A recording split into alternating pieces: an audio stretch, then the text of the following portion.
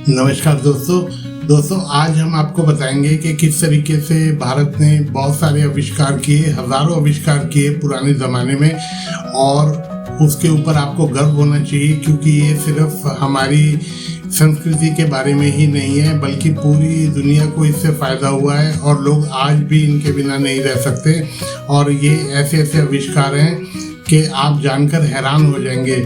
और वीडियो में बने रहिए। ये जो हमारी सीरीज़ है इसमें मैं आपको लगभग 100 ऐसे आविष्कारों के बारे में बताऊंगा जो कि दुनिया का आज पूरा काम चला रहे हैं। और इस सीरीज़ में आपको पता चलेगा कि हमारा भारत कितना महान था, है और रहेगा।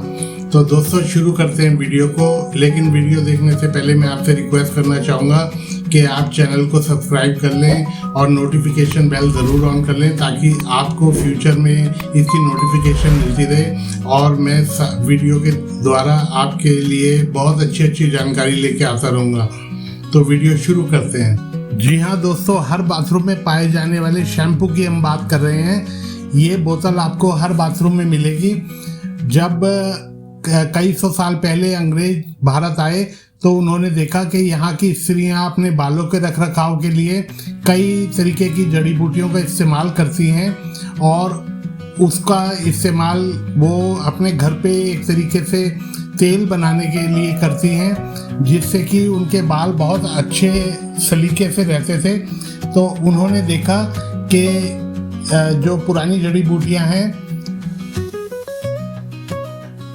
आंवला, रीठा, शिकाकाई, इन सबको मिलाकर वो घर पे ही अपने लिए इस तरीके का एक तेल बनाती थी और उससे अपने बालों की साफ सफाई भी करती थी।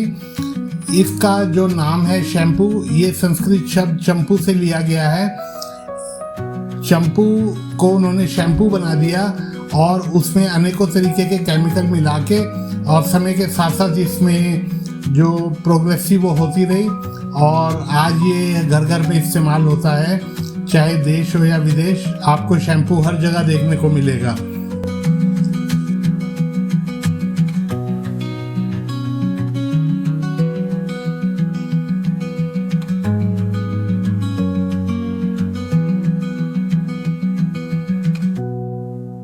अब दोस्तों हम दूसरी चीज़ की बात करते हैं, वो है ज्वेलरी जो है वो भारत में हज़ारों सालों से बनाई जा रही है और पहनी जा रही है। इसका इतिहास इतना ज़्यादा पुराना है, शायद भारत के बराबर ही पुराना इतिहास है। और हमारे देश में हर राज्य की अलग अलग तरीके की शैली की ज्वेलरी इस्तेमाल की जाती है। और ज्वेलरी को आप समझते ही हैं कि स्त्रियों का आभूषण के साथ साथ ये एक तरीके से इंसान जो अपनी बचत करता है, सेविंग करता है, उससे भी इसको रिलेट किया जाता है। और ज्वेलरी हमारे देश की पूरे विश्व में प्रसिद्ध है। सबसे ज़्यादा एक्सपोर्ट ज्वेलरी होती है भारत से। और पुराने ज़माने में इसका जो बनाने का तरीका था वो पुराने औजारों से ही था जो कि आज तक चला ही आ रहा है।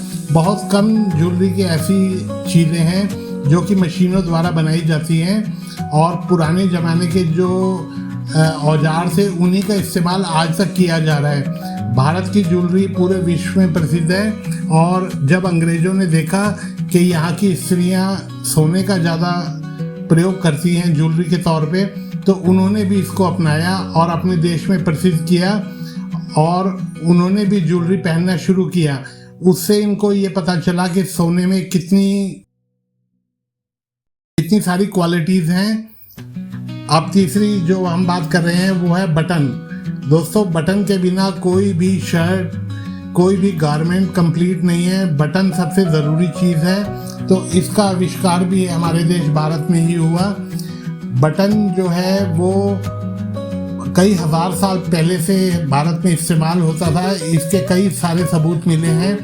और बटन के बिना तो आप किसी भी कपड़े के बारे में सोच ही नहीं सकते। जब इंडस वैली सिविलाइजेशन की खोज हुई थी तो उसमें ये पाया गया था। इंडस वैली जो है हड़प्पा कल्चर से रिलेटेड है और ये जो इंडस वैली है अब तो ये पाकिस्तान के एरिया में चली गई, लेकिन इसमें ऐसे बहुत सारे आविष्कारों के बारे में साइंटिस्ट को पता चला जो कि भारत में कई हजार साल पहले इस्तेमाल होते थे, और उसमें बटन भी एक था, और बटन के बिना गारमेंट्स बहुत बनाना ही मुश्किल है। पहले के जो बटन थे जो हड़प्पा कल्चर में पाए गए, इंडस वैली सिविलाइजेशन में पाए गए, वो सीपी से बनाए जाते थे। समुद्र से निकलने वाले जो सीपी होते हैं, जिनको हमारे यहाँ कौड़ी भी बोलते हैं, उससे बनाए जाते थे, और उसका प्रयोग हजारों साल से हमारे देश में लोग करते थे। अब तीसरी चीज़ जिसकी हम बात कर रहे हैं, सबसे ज़रूरी चीज़, वो है ज़ीरो। दोस्तों, ज़ीरो का आविष्कार भारत में हुआ है, और ज़ीरो के बिना आप समझ सकते हैं कि कुछ भी पॉसिबल नहीं है। ज़ीरो सबसे बड़ी चीज़ है गिनती में। हालांकि इसकी कोई वैल्यू नहीं होती, लेकिन हमारे जो पुराने से आर्यभट्ट, उन्होंने इसकी खोज की थी। उनको लगा कि कोई ऐसी चीज़ है जिसका कि कोई वैल्यू नहीं है, और लेकिन उसकी सबसे वो वैल्यू बढ़ाने का काम ज़्यादा कर सकता है। तो इस तरीके से उन्होंने अपनी गणनाओं को पूरा करने के लिए ज़ीरो की खोज की।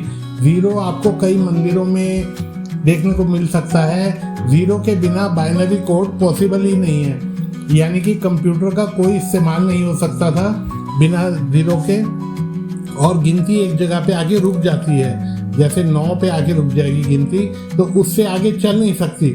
बाइनरी कोड जो है 0 और 1 पे बेस्ड होता है, और जो कि पूरे कंप्यूटर को प्रोग्राम करता है, चलाता है, या पूरी मेमोरी उसकी उसी बेस पे चलती है।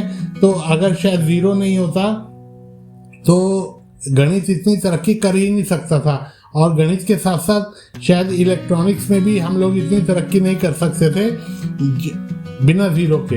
तो आर्यभट्ट जी को हमें धन्यवाद करना चाहिए, जिनकी वजह से आज हम कंप्यूटर इस्तेमाल कर रहे हैं। और ये कंप्यूटर ही नहीं, कई चीज़ों में इस्तेमाल होता है, जैसे कि गिनती के अलावा कई साइंटिस्ट कैलकुलेशंस में भी इसका इस्तेमाल होता है, जिससे कि रॉकेट, मिसाइल्स और ये जितने भी उपग्रह हैं ये अंतरिक्ष में जा सकते हैं।